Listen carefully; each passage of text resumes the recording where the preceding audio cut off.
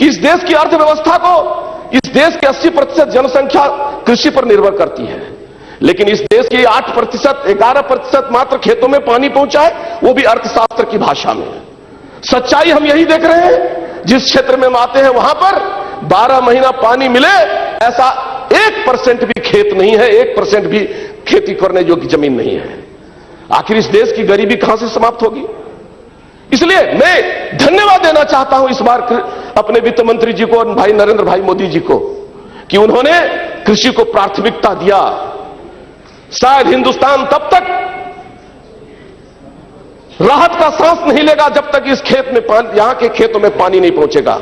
हम उस जनसंघी खानदान से आते हैं, अध्यक्ष महोदय, सभापति महोदय, जहां हम ये कहते थे हर हाथ को काम तब मिलेगा जब हर खेत को पानी मिलेगा।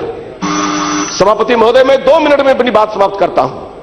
इसलिए अर्थव्यवस्था को एक नई दिशा देने का जो प्रयास किया गया है, उसके कारण हम आज इस बजट के पक्ष में खड़े हैं।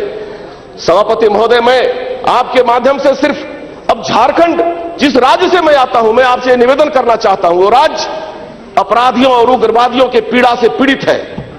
उस राज्य के विकास के लिए विशेष चिंता करने की जरूरत है। हम धन्यवाद देना चाहते हैं। हिंदुस्तान में 65 वर्ष में एक कृषि अनुसंधान केंद्र खुला था पूसा में।